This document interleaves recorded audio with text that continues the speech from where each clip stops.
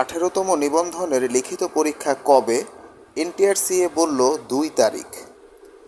18তম নিবন্ধনের প্রিলিমিনারি পরীক্ষার ফল প্রকাশের পর এখন লিখিত পরীক্ষা কবে এ নিয়ে প্রশ্ন উঠেছে।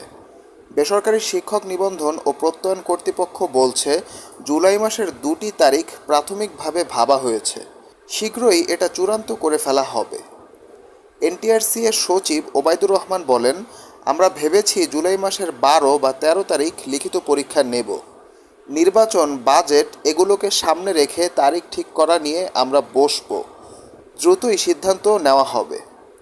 বেসরকারি শিক্ষক নিবন্ধন ও প্রত্যয়ন কর্তৃপক্ষ 15ই মে 18তম নিবন্ধনের প্রিলিমিনারি পরীক্ষার ফল প্রকাশ করে। এতে উত্তীর্ণ হয় 4,79,981 জন প্রার্থী। উত্তীর্ণ পরীক্ষার্থীর সংখ্যা স্কুল 2 পর্যায়ে 29,516 জন, স্কুল পর্যায়ে 2,21,652 জন এবং কলেজ পর্যায়ে 2,28,813 জন সহ সর্বমোট 4,79,981 জন। পরীক্ষায় অংশগ্রহণকারীদের মধ্যে সার্বিক পাশের গড় হার 35.80%। এনটিআরসিএ 18তম নিবন্ধনের প্রিলিমিনারি পরীক্ষার যে ফল প্রকাশ করেছে তাতে দেখা গেছে বিপুল পরিমাণ প্রার্থী পাশ করতে পারেননি। এতে দেখা গেছে 18তম শিক্ষক নিবন্ধনের প্রিলিমিনারি পরীক্ষায় 8,60,000-এর বেশি প্রার্থী উত্তীর্ণ হতে পারেননি।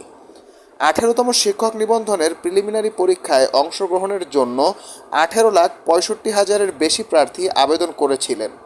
প্রিলিমিনারি পরীক্ষায় অংশগ্রহণ করেছিলেন 13,40,833 প্রার্থী। পাশ করেছেন 4,79,981 জন। পরীক্ষায় অংশ নিলেও 8,60,852 জন পরীক্ষায় পাশ করতে পারেননি। গত 15 মার্চ 18তম শিক্ষক নিবন্ধনের স্কুল অথবা সমপর্যায় ও স্কুল পর্যায় 2 এর প্রিলিমিনারি পরীক্ষা অনুষ্ঠিত হয়েছে।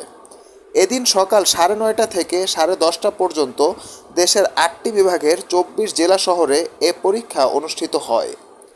একই দিন বেলা 3:30 থেকে বিকেল 4:30 পর্যন্ত কলেজ পর্যায়ের পরীক্ষা অনুষ্ঠিত হয়। এর আগে গত বছরের 17 ডিসেম্বর 17তম শিক্ষক নিবন্ধন পরীক্ষার চূড়ান্ত ফল প্রকাশিত হয়।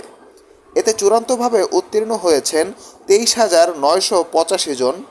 এতে প্রিলিমিনারি পরীক্ষায় 1,51,436 জন প্রার্থী উত্তীর্ণ হয়েছিলেন।